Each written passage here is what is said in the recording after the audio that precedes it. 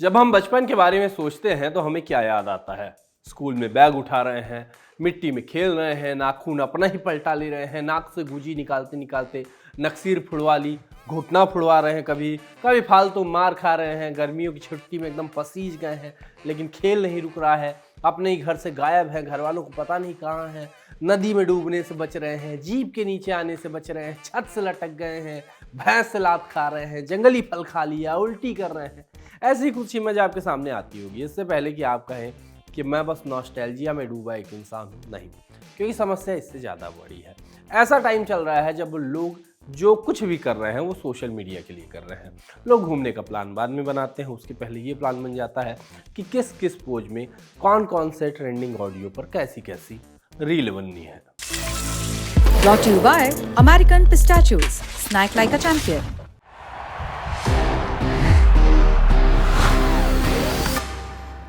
That's the power of pistachio. इस reel बनाने के चक्कर में तेजी से सामने आए इन्फ्लुएंसर और हर चीज़ धीरे धीरे बढ़ती है और नीचे गिरती है। वैसे ही इन्फ्लुएंसर्स के बाद लोग अपने बच्चों को इन्फ्लुएंसर बनाने में लग गए। बाजार ने इनको कहा किड इन्फ्लुएंसर, बड़ा फैंसी सा शब्द है, बाजार देता है तो लोगों को अच्छा लगता है, लेकिन किड इन्फ्लुएंसर के साथ एक बारीक लाइन होनी चाहिए थी जो समय के साथ गायब हो गई। इस धुंधली सी लाइन को दिखाती नेटफ्लिक्स पर एक डॉक्यूमेंट्री आ रही है जिसका नाम है बैड इन्फ्लुएंस, जिसमें किड इन्फ्लुएंसर्स का वो पहलू दिखाया गया है जो अक्सर चमचमाती स्क्रीन से गायब रहता है। प्रॉब्लम की बात करने के पहले बता दें कि ये संसार कितना बड़ा है और क्यों इस दुनिया में अपने बच्चों को धकेलने से पहले माता पिता एक भी बार नहीं सोचते हैं। अमेरिका में रयान काजी नाम का एक बच्चा है। वो सिर्फ 7 साल का था जब उसने यूट्यूब पर खिलौने के रिव्यू करने शुरू कर दिए। खिलौनों के रिव्यू किया करता था। आज वो 12-13 साल का है और उसकी कमाई करोड़ों में है। लोग उसको देखते हैं और सोचते हैं कि उनके बच्चे भी ऐसा ही करें। भारत में भी कई माता पिता अपने बच्चों से इंस्टाग्राम रील बनवाते हैं, यूट्यूब के वीडियोज बनवाते हैं। इससे बच्चे स्कूल और पढ़ाई को भूलकर सोशल मीडिया पर वक्त बिताने लगते हैं, एनालिटिक्स के चक्कर में फंस जाते हैं। प्यू रिसर्च 2023 नाम की एक स्टडी कहती है कि 60% बच्चे अब फेमस होने को, चर्चित होने को ही अपना करियर समझते हैं। अब आप कहेंगे कि इसमें समस्या क्या है? इसमें समस्या ये है कि हम बच्चों से न सिर्फ बचपन छीन रहे हैं बल्कि उनको बड़ों की तरह ट्रीट किया जाता है। वो बच्चा फिर बच्चा रह नहीं जाता है, वो बन जाता है एक प्रोडक्ट। जैसे अपने आसपास भारत में ही हालिया उदाहरण देखा जाए तो अभिनव अरोड़ा का उदाहरण है। वो केवल एक बच्चा है लेकिन लोग उसको होली में बुली कर रहे थे। वो जहाँ जाता है उसको बुली किया जाता है और उसका कारण कहीं ना कहीं वो अभिभावक ही हैं जो ऐसा होने दे रहे हैं। जब बच्चों को ऐसी सिचुएशन में डाला जाता है तो वो मानसिक दबाव का सामना भी ऑब्वियसली करते हैं। गौरव तनेजा और फ्लाइंग बीस्ट, उन पर भी अक्सर इस तरह के इल्जाम लगते रहते हैं। रेडिट पर एक यूजर फ्लाइंग बीस्ट के ब्लॉग का स्क्रीनशॉट लगाते हैं जिसका टाइटल था बीच रात में डर के उठ गई, जिस पर लिखा था कि फ्लाइंग बीस्ट ने एक नया निचला स्तर छुआ है। आगे सिचुएशन समझाते हुए लिखा कि राशि, गौरव के बच्ची को एक बुरा सपना आया था कि उसकी माँ उससे फ़ोन मांग रही है। कुछ ही दिन पहले उसने बालकनी से फ़ोन गिराया था जिसके लिए उसको कैमरे पर डांट पड़ी थी। बुरे सपने के बाद जब राशि रो रही थी उसका भी व्लॉग बना। ये तो एक बात है, लोगों की व्याख्या है, हो सकता है कि बात इतनी गंभीर ना हो, लेकिन इसको मापेंगे कैसे और कौन मापेगा? बात सिर्फ एक बच्चे की नहीं है, ऐसे हजारों बच्चे हैं जिनका जीवन अब उनका नहीं रह गया है। कई सारे बच्चों का पूरा बचपना आप YouTube पर देख सकते हैं। उनको क्या पसंद है क्या नहीं, सारी बातें एक सोशल मीडिया प्लेटफॉर्म पर एक इन्फॉर्मेशन की तरह उपलब्ध है। ये बच्चे बड़े होंगे, दोस्त बनाएंगे, लोगों से मिलेंगे, कहीं नौकरी करेंगे, कहीं काम करेंगे, मगर हर जगह इनके जीवन के बारे में सबको ही पता होगा। ये रिस्की है, भले आज समझ में ना आए तब समझ आएगा। इसके अलावा कुछ समय पहले रीवा अरोड़ा का मामला भी सामने आया था। मीका सिंह जो लेटेंट वाले मामले में खराब भाषा को लेकर नाराज थे, उनका एक द्व्यर्थी गाना था जिसमें रीवा अरोड़ा तब नजर आई थी। फिर उस वक्त वो माइनर भी थी जिस कारण बवाल हुआ। उनके अभिभावकों को उस समय ऐसे कई पोस्ट के लिए, यानी ऐसे कई वीडियोज के लिए सवालों का सामना करना पड़ा था। एक यूजर ने रेडिट पर लिखा कि हाल ही में मैंने अपनी फॉर यू पेज पर एक छोटी बच्ची जो मुश्किल से 4-5 साल की रही होगी उसकी एक रील देखी जिसमें वो स्त्री 2 के गाने आज की रात पर डांस कर रही थी। उसके कपड़े काफ़ी हद तक तमन्ना के लुक जैसे थे और उसको आइटम सॉन्ग डांसर्स जैसे एक्सप्रेशन देने भी सिखाए गए थे। ये देख के मुझको बहुत चिंता हुई, क्या माता पिता को डर नहीं लगता कि उनके बच्चों का ऐसा कंटेंट गलत लोगों को आकर्षित कर सकता है। मैंने कमेंट्स में कुछ लोगों को इस पर चिंता जताते हुए देखा कि इतनी छोटी बच्ची को ऐसे कपड़े पहनाना और ऐसे एक्सप्रेशन सिखाना सही नहीं है, लेकिन माँ और कुछ अन्य लोगों ने इसको छोटी बच्ची बस डांस कर रही है, अपनी सोच बदलो जैसे कमेंट्स के साथ चुप करा दिया। उनके ऐसे कमेंट्स आए। आगे यूजर ने लिखा कि आखिर इन लोगों को क्या हो गया है, या तो वो बिल्कुल अनजान है या फिर बहुत ही ज़्यादा स्वार्थी है। ऐसा ही एक बच्चा जो छोटा राजपाल नाम से फेमस है, उसकी भी रील में आपको काफ़ी प्रॉब्लमेटिक कंटेंट देखने को मिल जाएगा, जिसको देख के आपको भी समझ नहीं आएगा कि आखिर ये क्या हो रहा है, क्यों इस तरह के इन्फ्लुएंसर्स के पेरेंट को ये गलत होता हुआ नहीं दिखता। अभी हमने जो नाम गिनाया वो बहुत आम है, उतने ज़्यादा प्रॉब्लमेटिक नहीं है और इनके बारे में पब्लिक में या खबरों में बात हो चुकी है। बहुत से नाम हम सिर्फ इसलिए नहीं गिना रहे क्योंकि उन बच्चों के साथ बन रहा कंटेंट बहुत ही ज़्यादा समस्या वाला है।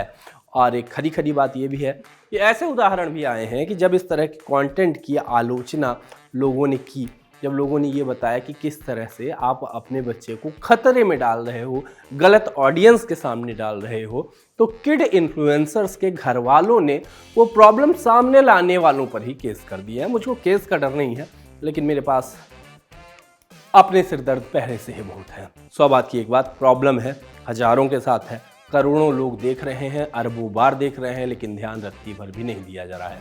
फ्रांस में 2020 का कानून कहता है कि 16 साल से कम उम्र के बच्चे इन्फ्लुएंसर नहीं बन सकते। ऑस्ट्रेलिया ने 16 साल से कम उम्र के बच्चों के लिए सोशल मीडिया प्लेटफॉर्म पर प्रतिबंध लगाने वाला एक कानून पारित किया है, मगर नियमों के बारे में हम और आप जानते ही हैं। आजकल तो गाली देते, तू तला के गाली देते, आहा टमाटर बड़े मज़ेदार को गाली देते, किसी को रोस्ट करते बच्चे भी आपको दिख जाएंगे। उनकी प्राइवेसी बिक रही है, उनका बचपन ख़त्म हो रहा है और बड़े होने पर शायद वो पछताएं भी। ये बच्चों के साथ धोखा नहीं तो क्या है, और ये धोखा कौन दे रहा है। हिंदी का एक शब्द है किंग कर्तव्य विमूढ़। पहली बार सुना तो ये नहीं लगा कि इसको यूज कहाँ करेंगे, लगा इसको लिखेंगे कैसे। लिखना आ गया, पर आज भी लोग कंफ्यूज रहते हैं कि इस्तेमाल किस परिस्थिति में होगा। आज इस शब्द का वाक्य नहीं, वीडियो में प्रयोग करके दिखा रहे हैं कि ये कहाँ इस्तेमाल होता है।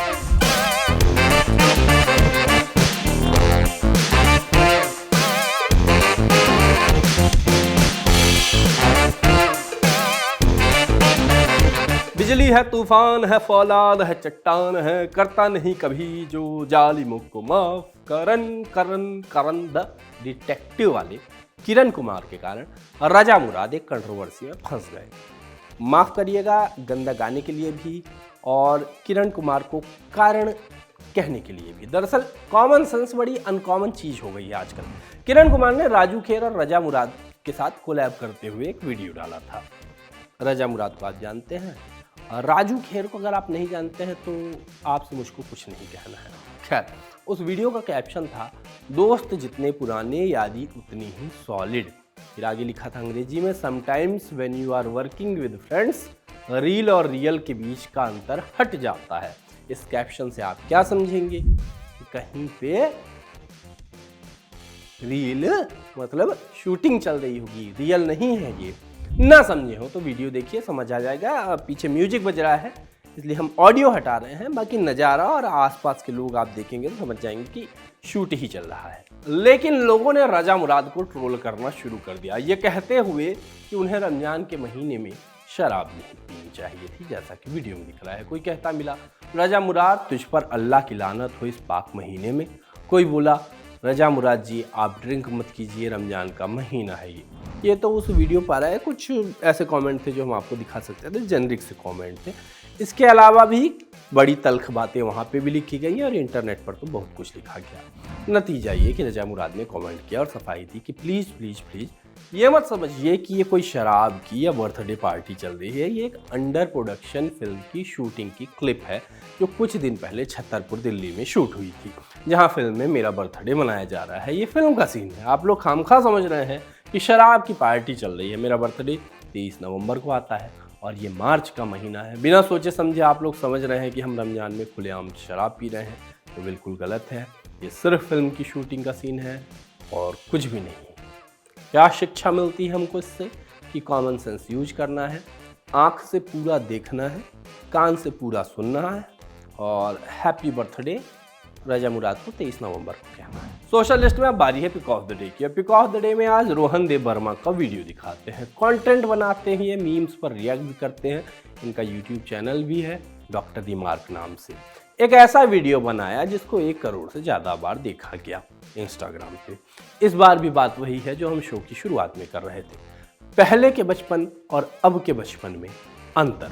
भाई दिस इज क्रेजी भाई। ये मेरे भतीजी का पेंसिल बॉक्स है और मैं तुम लोगों को कुछ दिखाना चाहता हूँ, ठीक है?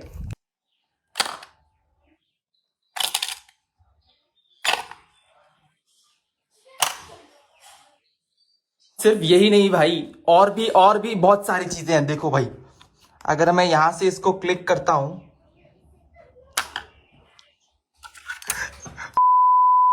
तेल भी निकलता है भाई। दिस इज क्रेजी भाई जब मैं स्कूल में था ना भाई, तो वो जियोमेट्री बॉक्स के जो बॉक्स होते हैं ना, उसको यूज करता था भाई एज ए पेंसिल बॉक्स। और इसको देखो भाई, ट्रांसफॉर्मर भाई। यहाँ 10 से 20 दरवाजे हैं जहां पे आप पेंसिल रख सकते हैं, ऊपर से स्केल। बाकी आज के सोशल लिस्ट में इतना ही। अपने बच्चों को सुरक्षित रखिए। हम चले, टाटा।